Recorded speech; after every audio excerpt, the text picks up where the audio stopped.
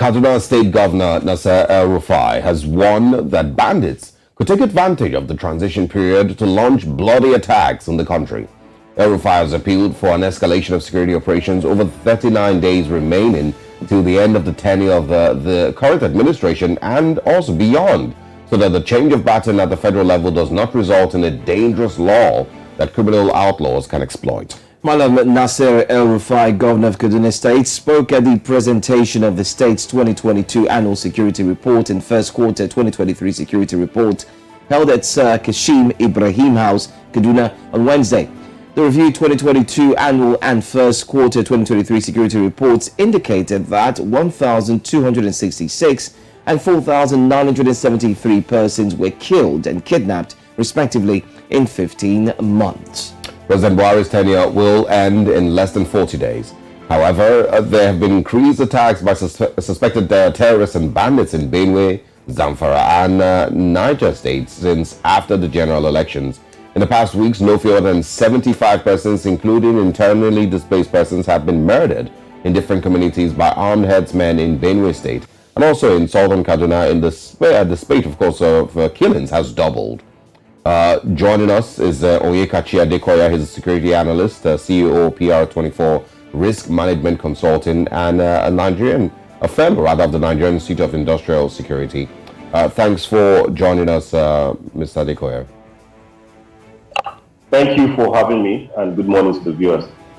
All right. A lot of the thoughts that I've read, concerning the security challenges in Nigeria in the last few weeks, actually. People, have started to say things like, the bandits and the killers waited till after the elections. We didn't hear any of these things, during the electoral period, and now, of course, they're back to work. And some things like that. We've also looked at southern Kaduna, and it seems to be getting even worse. So I want to get your views on if those views are correct, that security seemed to be better in the build-up to the elections and during the elections, but right after, everyone went back to, committing these crimes. And also, what is the governor of Kaduna State doing? And, what could he have been doing better? Yeah, so thank you. I think you have packed a lot of questions into that one statement. I will try and take it bit by bit. The first part is the presumption that crime slowed down during the elections. That's not completely true. It's just that the media were more focused on the politics of the moment, and to some extent also the cashless policy or the currency confiscation policy of CBN, whichever way we like to put it, also contributed in no small measure to the constraint in payment of ransom.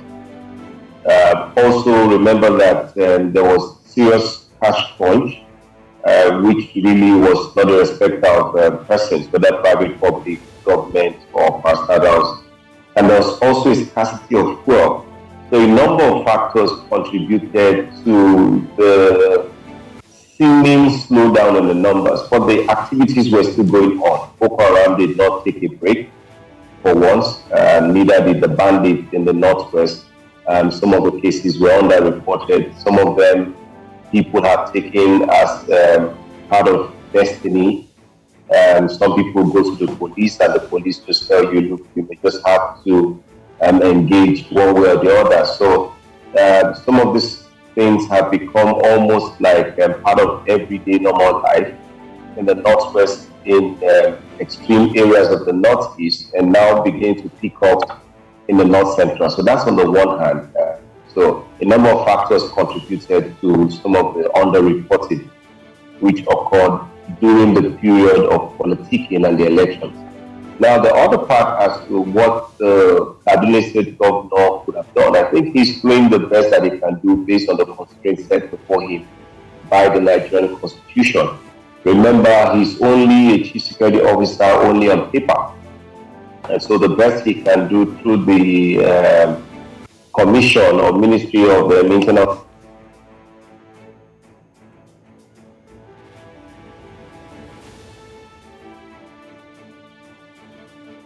Mr. Dekoya, I think you might need to unmute your device once more.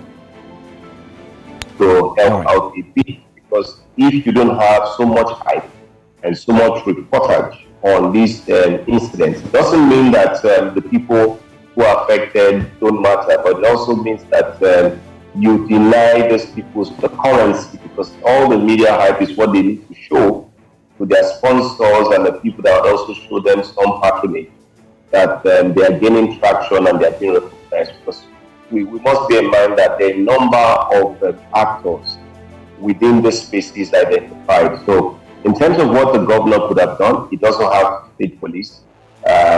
He has his internal security vigilante group. The level of ammunition and sophistication of these people affecting the parts of the northwest, not just Kaduna State, are way beyond the sophistication level of this vigilante and volunteer groups that the governors have. So there's not much that the governor can do other than to encourage the federal government to do what constitutionally it's empowered to do, which is to protect life and property. All right. In line with what the Kaduna State governor has come out to say about insecurity, especially looking at May 29, the military, on the other hand, have doused certain this type of concern, saying that nothing is going to happen. We did see the director of media for the Nigeria Defense Force speak. But let's take a look. Let's see, we'll have that clip. Let's see what he said once more. And then we'll come back and look at it in line with what Governor El-Rufai has said.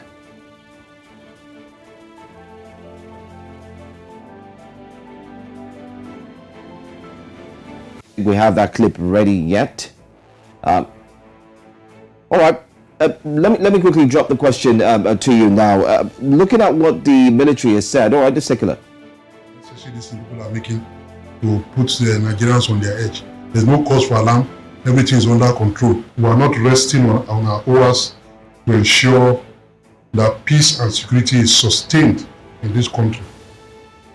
I can equally assure you that the intelligence community too are working round the clock, just like the way we are working around, the armed forces are working around the clock to make sure that there's peace and tranquility. All right, so we've seen the guarantee, we've seen what the military has said. May 29 seems to be a very important date for all Nigerians now. What's your take on what security measures can be taken, and would you call a bluff what the governor has indeed said? Yeah, with very profound respect to the military, they should not be speaking at this moment, because when you see the military come out to speak, it doesn't portray confidence in the quality. I must again remind the military authorities that they are hypocrisy. And when you see an army officer come out in camouflage and then say to the people that all is well, it's only when all is not well that the military comes out to speak. So the military must persist and resist the temptation to jump ahead of their constitutional responsibility. The police is the institution of state responsible for internal security. So this is pretty much an aberration. Shouldn't be, sends the wrong signals. It does signal that there is a lot for concern and the government may be willing to let up. Now that said, based on history and the seriousness with which we take issues of inauguration of a new administration, I can tell you very comfortably and for free that the 3-arm zone of the FCT will be thoroughly ring-fenced. There will be multiple layers of security even around the FCT, and there is no chance, short of a complete invasion of the Nigerian state, that would cause the inauguration on May 29th not to hold. That's absolutely, there's no way that will happen, because if you look at the way security is prepared for those major, it's a major national event. The borders may even be temporarily shut down if the national security offices or agencies feel the need to. Of course, there will be restrictions of movement within the FCT days before that inauguration, days after, There'll be a lot of clearance operations. There'll be a lot of things that the DSS would do, the police, and of course you put the army within the outer rings. And I must repeat that we don't have enough insurgent force within West Africa to stop an inauguration of a state like Nigeria. A politician like El-Rufai can say all he wants to say, and that's what politicians would do in any case. Some have claimed that the inauguration should not happen. Some have claimed that they are threats to it. But I think that within the ambits of the political discourse, there is freedom of reasonable speech. But the freedom after speech is also not guaranteed for either sides of people trying to provoke or stoke any tension. So if you ask what is the assessment to the threats of that day, I can tell you that there's no chance in this lifetime that this current ragtag groups that we have, whether they be in the northwest, the north central, the northeast, or even in the south, can stop the May 29 inauguration. Except, of course, we have a black swan event. Other than that, which would then be that it's internal. But if you see what all the things that the government has said, the federal government has spoken, Secretary Federal Government has spoken, the Basic Formation and Coach has spoken. Secretary Federal Government has set up a transition committee on instruction of the president, and the government of President Muhammadu Buhari has said unequivocally that it will hand over on May 29. So, barring any black swan event, all this talk of insecurity threatening the days, all with profound respect, hogwash. Mr. Adekoya, I don't see that happening. Yeah, I think a lot of people would agree with you also, on that aspect. But I also want to, talk about moving forward now. At the point that we currently stand, I'm sure a lot of people have seemingly, stopped demanding of the current administration to fix security challenges in the country. The president has, in the past, said he has done his best. I'm sure, some of his spokespersons have also said the same thing. And so there's not very many people who, are still demanding of him to do anything. There's nothing that will be done. But between now and May 29th, his administration would end. Of course, the new administration would come in. What would you advise, right, for the next administration? Because I've heard people argue that Nigeria's security agencies are almost not capable of actually ridding the country completely of these acts of terrorism and kidnapping and banditry and whatnot, and ensuring protection of lives and property. So what would you advise the incoming administration, if they want to give Nigerians a sense of security at all, to do better? I could possibly write a book on what the government should do. And let me first agree with you that our current setup, when you talk about the Nigerian security agencies, cannot do more than what they are doing, because it is not within their sphere of control to address some of the issues at sub-national level that causes these agitations. The issues of the economy are not within their purview. Of course, that there's a correlation between very bad macroeconomic policies and some of these policy inconsistencies as they border then on the well-being of citizens, which invariably also would cause people to tend towards crime. And more importantly, the curriculum of training for the forces, even in the ND or the police, is quite archaic. Even in terms of our posturing. There are a number of things to look at. You must look at national security, national interest, and national defense. These are three very distinct areas. We have over 6 domains when it comes to even national defense: cyber, space, the information domain, land, sea, air. You're not sure what Nigeria is doing and how deeply we're thinking. We've come from a multipolar world before the Second World War.